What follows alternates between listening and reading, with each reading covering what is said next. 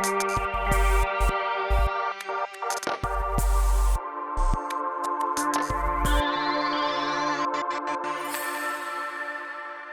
are going to pause and celebrate and focus on Mother Earth. So today, individually and collectively, we are going to sing songs to Mother Earth.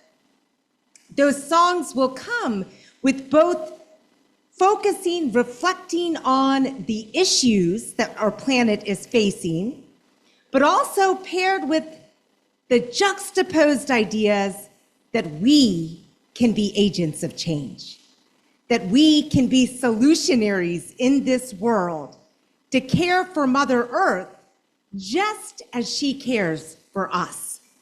So one of the readings I had given to Linda, that Linda opened with, reminds us that the earth is not just ours. It goes beyond ourselves. It extends, and we have to remember that we are sharing this planet that we live on.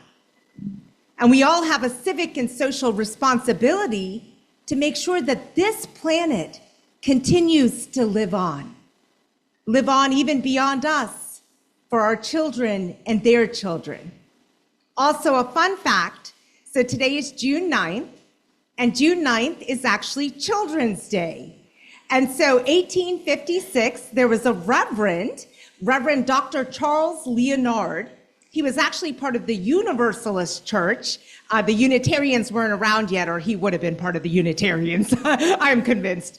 But he actually came up with the idea of Children's Day. This idea for us to globally recognize the potential and beauty every child has.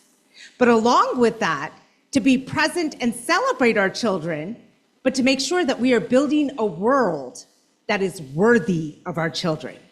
And that is where Planet, taking care of Mother Earth, comes into play. Okay, it's always a dance, y'all.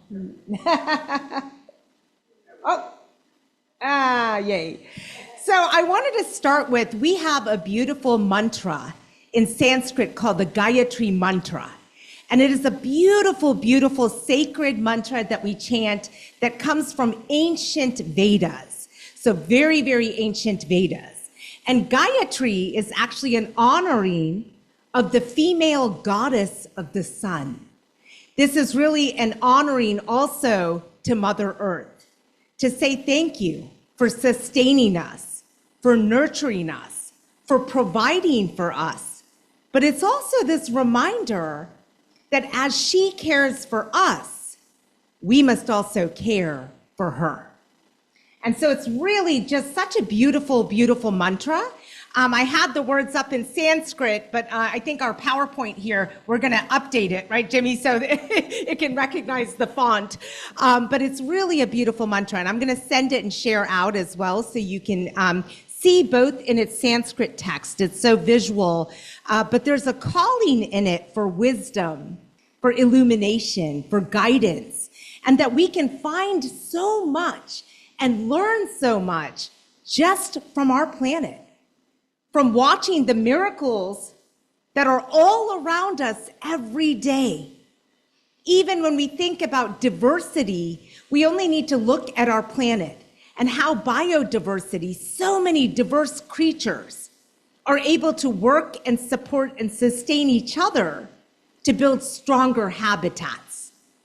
Well, how wonderful if we as humans could learn to do that, to love each other, to work together to support each other, to bring out the best in each other, so that everybody thrives. And so nature offers us so many gifts. And one of the things that we can do to honor Mother Earth is to work on continually building and affirming our eco-affinity. So eco-affinity is a concept and term that actually means it is our relationship and sense of place with the earth, with planet. Eco-affinity is the idea that we are building an affinity, and like any relationship, relationships take work. Sometimes there's organic moments, but even within that, we have to invest to build a relationship. We have to build trust. We have to share and compromise. There's a lot of love that goes into our relationship. And so eco-affinity asks and calls on us to build that sense of trust and relationship with the planet that we live on, with Earth. And what we're finding is, it's very sad, but we are at a time today where we have an incredible loss of eco-affinity. Where more than ever before, in fact, national polls have gone out to survey individuals, and over 80% of individuals do not see the environment as an issue. That's scary, knowing all that our environment is currently facing. We also compare that to issues that we're seeing, and some of this comes back into devices. Just thinking about, you shared about your niece even on the phone, right? But we're finding that a lot of our children and youth are not having that relationship with planet and with Earth. And devices are distracting from that relationship.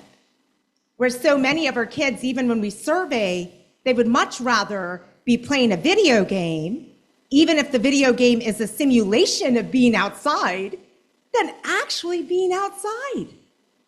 And so there's this kind of loss and disconnect that's happening that really we have to urgently change.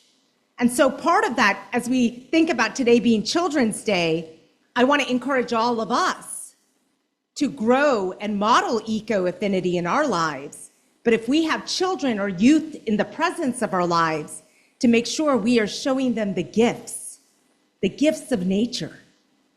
I love here at the congregation, right? We have the conversation tree, the picnic tables. I love that after services, people go outside, right? Sit in sunlight under the trees and in company of one another.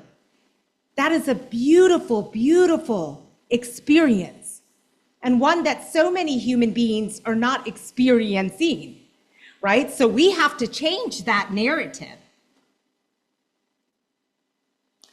So I have a book that's coming out around environmental justice, eco-justice. And eco-justice takes environment, but also pairs it with social justice. So this ties into looking at issues around social justice, like racism, sexism, heterosexism, taking all of those isms and oppressive forces, but seeing those links between us as individuals and our environment. When you think about environmental racism, that's very real. And so when we talk about environmental justice, it is a call to action, right? I say here, environmental justice issues requires collective action at the individual, community, and global levels. By adopting sustainable practices in our daily lives and communities, by supporting conservation efforts, advocating for policy changes, we can work together to care for our planet and for Mother Earth. And this is a lot of work. We need, at the micro level, things like growing eco-affinity. In our communities, taking care to say, we're around a lot of beaches. And our oceans right now, in fact, yesterday was Oceans Day by the United Nations, where we celebrate our oceans, all of the biodiversity in our oceans. Well, that is paired today with the reality that over 80% of plastics are going into our oceans and harming biodiversity, where we are seeing a shrinkage, right, of life. And as the diversity depletes, it affects all of our ecosystems in really, really dangerous ways.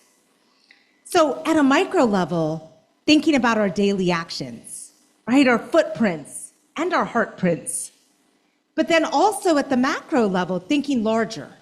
How do we organize, starting from community to state, all the way to national policies, legislation that protects, that makes sure that we are prioritizing planet over profit, over greed. And this is critical. So when we think about our planet, we have a lot of issues today. From needing to reduce our carbon emissions, we have some of the highest, it's at over 33 billion right now, carbon dioxide rates. We have to start to think about things like renewable energy sources. We also have to think about things like sustainable forestry. So deforestation, and I love trees. I am literally, my kids will laugh because they're like, tree hugger. Our mom literally hugs trees. And I do. I love trees.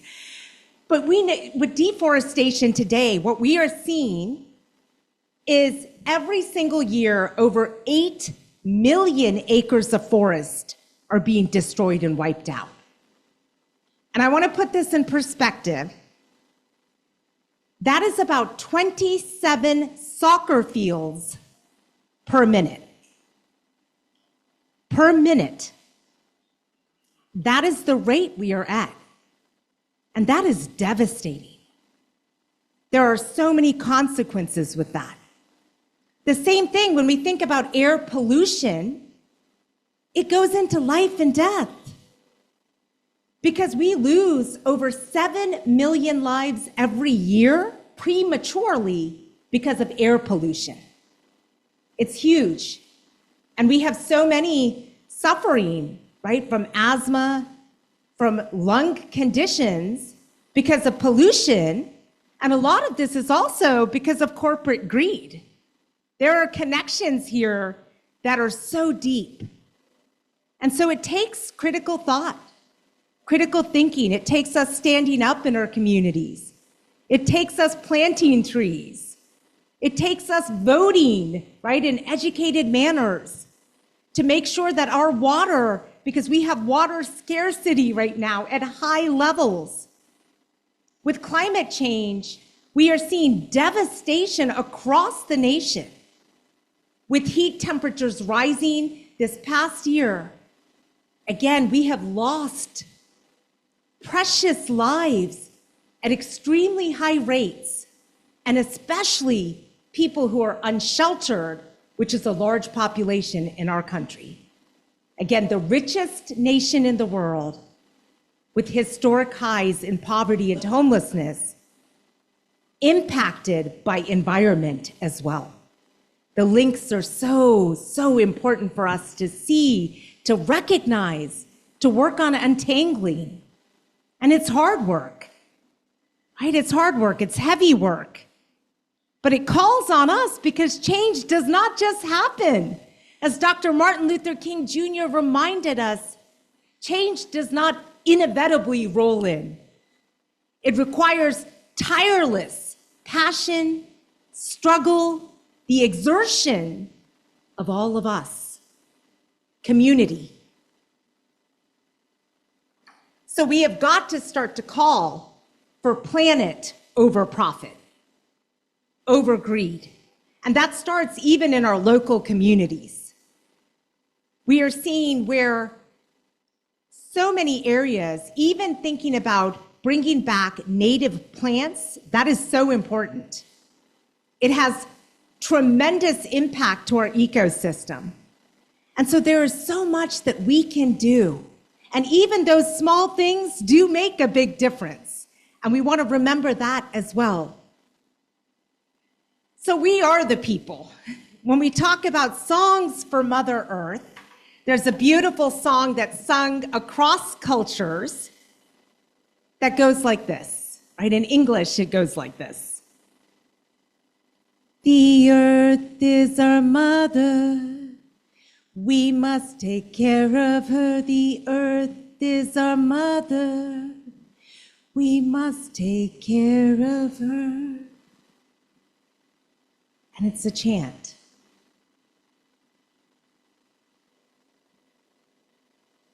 The planet gives us so generously every single day.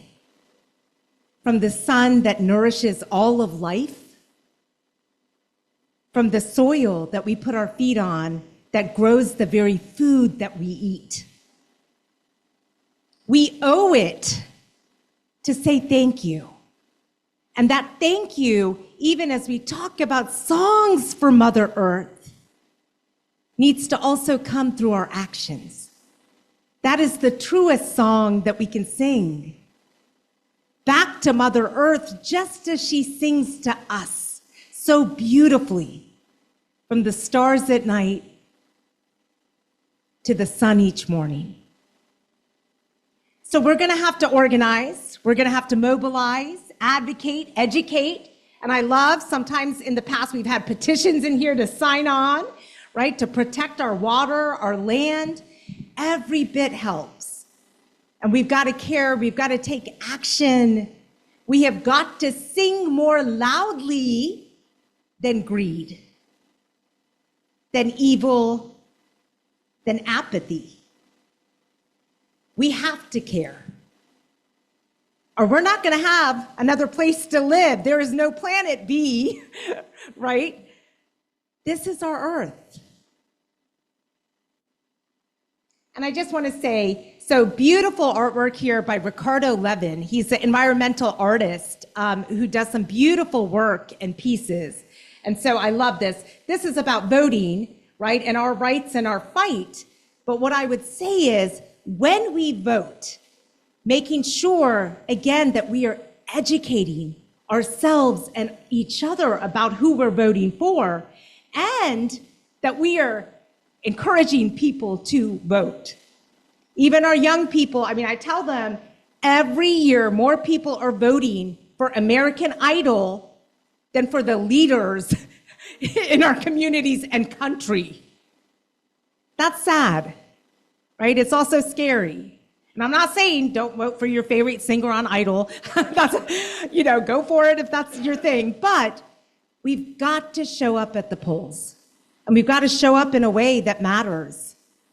Because what happens with legislation and policy impacts all of us, and it impacts our children. So lots of things that we can do. And I just want to say, when we think about Mother Earth, quite literally, it is rooted in love. It takes love to grow.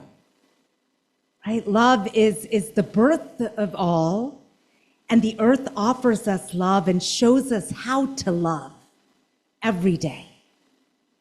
So we want to make sure that we're reducing carbon emissions, that we're thinking about renewable energy sources, protecting and restoring habitats, especially for biodiversity, reducing single plastics, right? Single-use plastics. A lot of different states, if you go now, you're not going to see the plastic bags. What we see here in Florida, there's a lot of states that have changed policy. We are not, right? We're very backwards. And don't get me started about education. What is happening? That's a talk for another day. It's scary. Water conservation, right? Protecting trees, planting trees, protecting our forests, encouraging eco-affinity. And then rising together for environmental justice. Because again, our planet depends on us, just like we depend on our planet. And so this is about love. This is about love. And I'll just share very briefly an excerpt from a poem that I have written to honor Mother Earth.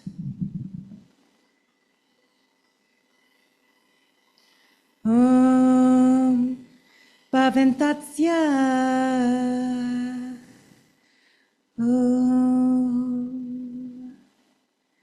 Mother Earth, the way you cradle us in your love, the way you invite us into your glory, showing us that miracles are boundless, that we, in fact, just like stardust shine, and we are in the reflection of your beautiful presence.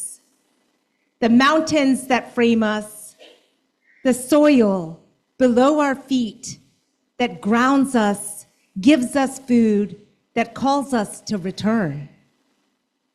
We depend on you.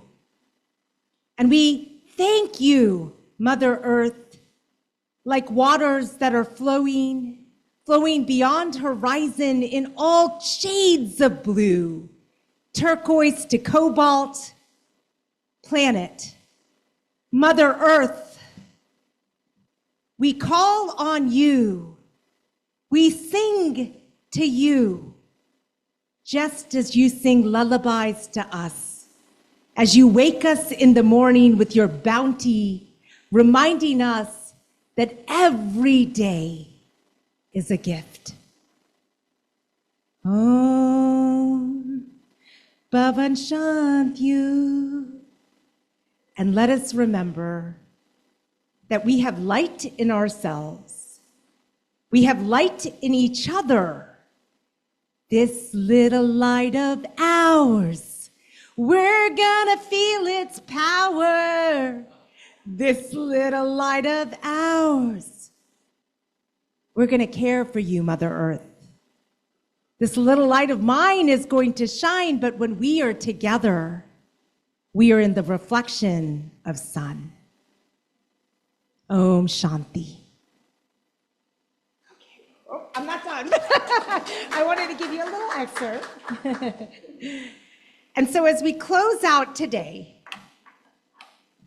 I want to remind all of us, as we embark on summer, to enjoy Earth, to take care of Mother Earth, to give gratitude to Mother Earth, and to make sure that we are taking care and loving our planet fiercely. Namaste.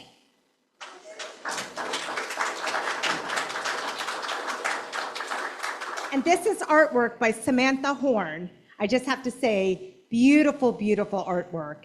And you see her caring there, right, for an Earth that is being destroyed and asking us to rise.